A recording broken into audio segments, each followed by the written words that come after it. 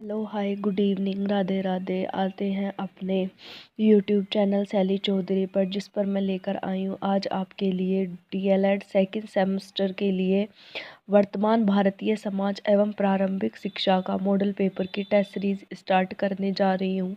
तो अब से लेकर पेपरों तक मैं सारी टेस्ट सीरीज़ के एमसीक्यू और जो इम्पोर्टेंट क्वेश्चन है वो आपको करा दूंगी। ये मेरी राजन सीरीज़ के क्वेश्चंस हैं। इससे पहले मैंने आपको एक वीडियो में बताया था कि राजन सीरीज़ के मॉडल लेने हैं, आप उस वीडियो को भी जाकर देख सकते हैं। तो चलिए करते हैं स्टार्ट अपनी वीडियो और देखते हैं इसमें जो हमारे बहुविकल्पीय प्रश्न दे रखे हैं वो किस तरीके के आते हैं। तो चलिए करते हैं स्टार्ट। पहला क्वेश्चन दिया हुआ है हमारा, एमिल पुस्तक के लेखक है। तो एमिल पुस्तक के लेखक कौन है? एमिल पुस्तक के लेखक है रूसो। सेकंड क्वेश्चन है आपका, आदर्शवादी शिक्षा शास्त्री नहीं है। तो आदर्शवादी शिक्षा शास्त्री कोई नहीं है, मारिया मांटेश्वरी। शिक्षा विकास है एवं विकास करना तथा अभिवृद्धि करना ही जीवन का कथन है, ये किसने कहा था? तो ये आपका जॉन ड्यूवी ने कहा था। नेक्स्ट क्वेश्चन है आपका, शिक्षा प्राप्त करने के लिए प्रव्रजा संस्कार होता है। तो वो किस में होता है? वो बौद्धकालीन शिक्षा पद्धति में होता है। क्वेश्चन नंबर 5 है आपका, वैदिक कालीन शिक्षा के पाठ्यक्रम में अपराध विद्या के अंतर्गत नहीं पढ़ाया जाता। तो ये आएगा आपका किस में नहीं पढ़ाया जाता? तो ये है आपका, इसका उत्तर दिया हुआ है से, यानी कि नीति शास्त्र। नीति शास्त्र में नहीं पढ़ाया जाता। वर्धा में अखिल भारतीय राष्ट्रीय शिक्षा सम्मेलन आयोजित हुआ था। तो कब हुआ था? वो 1937 में हुआ था। अगला क्वेश्चन है आपका, मुगल काल में उच्च शिक्षा के केंद्र थे। तो मुगल काल में उच्च शिक्षा के केंद्र कौन से थे? वो था मकतब। बाल देवो भव, यह शैक्षिक विचारधारा किसकी थी? तो ये थी गिजुबाई बोदका की। विश्व पृथ्वी दिवस कब मनाया जाता है? तो विश्व पृथ्वी दिवस 22 अप्रैल को मनाया जाता है। युद्ध धर्म कहा जाता है। युद्ध धर्म किसको कहा जाता है? परिवर्तनमान मूल्यों को और शाश्वत मूल्यों को, तो दोनों को कहा जाता है। तो इसका आंसर होगा ए और ब। दिवा स्वप्न पुस्तक के लेखक हैं। दिवा स्वप्न पुस्तक के लेखक हैं गिजुबाई बधिका। बढ़ते हैं अपने क्वेश्चन नंबर 12 की तरफ। क्वेश्चन नंबर 12 दिया हुआ है आपका, संविधान में किस भाषा को राजभाषा का दर्जा मिला है? तो हिंदी को हमारी राजभाषा का दर्जा दिया गया है। दूरवर्ती शिक्षा को कहते हैं। तो दूरवर्ती शिक्षा को पत्राचार शिक्षा और दूरस्थ शिक्षा दोनों कहते हैं। तो इसका आंसर होगा ए और ब। शिक्षा एक द्विमुखी प्रक्रिया है, ये एडम ने कहा था। लोकतंत्र जनता के लिए, जनता के द्वारा, जनता के शासन की व्यवस्था है, कहा था ये अब्राहम लिंकन जी ने कहा था। आदर्शवाद का श्रेष्ठ योगदान किस क्षेत्र में है? तो ये है उद्देश्य में। आदर्शवाद के प्रमुख प्रवर्तक कौन थे? तो प्लेटो, सुकरात, कांट, हिल और बर्कली ये आदर्शवाद के प्रवर्तक थे। भारत की पहली सहवाग फिल्म थी। तो सहवाग फिल्म कौन सी थी? आलम आरा। बौद्धकालीन शिक्षा में उपसंपदा संस्कार कितने वर्षों में होता है? तो ये होता है 20 वर्षों में होता है। शिक्षा वह है जो जीवन को संपूर्ण सत्ता के साथ सामंजस्य स्थापित करने की शक्ति होती है। यह विचार किसका है? तो यह स्वामी विवेकानंद का विचार है।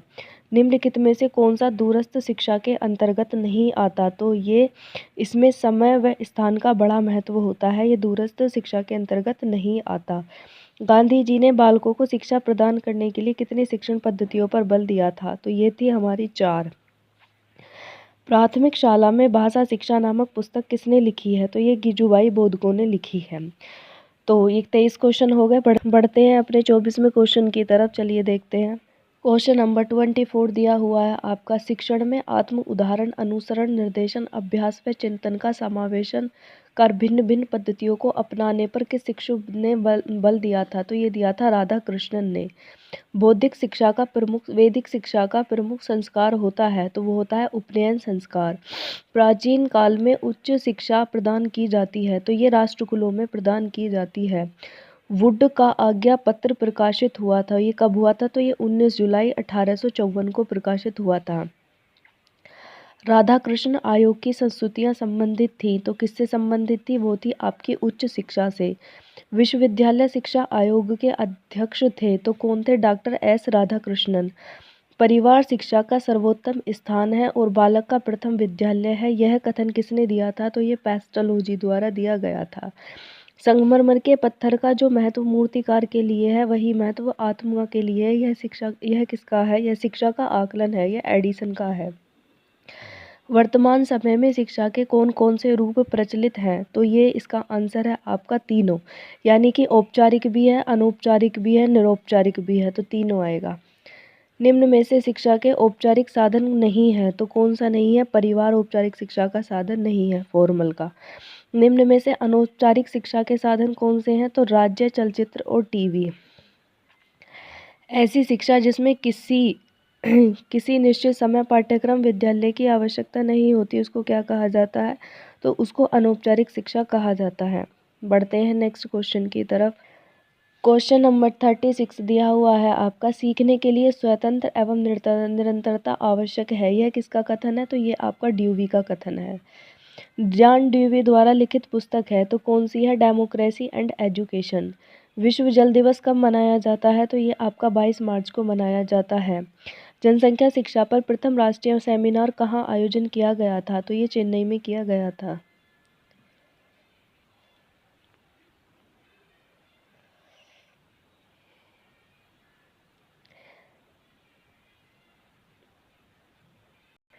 नेक्स्ट क्वेश्चन है आपका, मनुष्य के मूल्यों में विकास सर्वाधिक महत्वपूर्ण माना जाता है। तो ये है परिवार। अध्यापक द्वारा राष्ट्रीय सद्भावना का विकास छात्रों में किसके द्वारा किया जाता है? तो ये है आपका स्वयं बड़े लोगों द्वारा इसका अमल करने से। नेक्स्ट क्वेश्चन है आपका, प्लेटो समर्थक था, तो किसका ज्ञान पर आधारित शिक्षा के समर्थक था? वैदिक कालीन शिक्षा किस जीवन दर्शन पर आधारित थी? तो वो थी आपकी आदर्शवाद पर। मदरसा का संबंध था, तो मदरसा का संबंध था उच्च शिक्षा। निम्न में से अंतर्राष्ट्रीय सद्भावना के कौन से सिद्धांत थे? तो कौन से थे? सामूहिक उत्तरदायित्व का सिद्धांत। शिक्षा का कार्य उत्तम नैतिक चरित्र का विकास करना है, या किस शिक्षा शास्त्री का विकास था? तो ये था आपका हार्वर्ड का। हमारे 46 क्वेश्चन हो गए हैं वर्तमान भारतीय समाज और प्रारंभिक शिक्षा के। आगे के क्वेश्चन करेंगे हम नेक्स्ट वीडियो में। तब तक के लिए दीजिए इजाज़त। Thank you.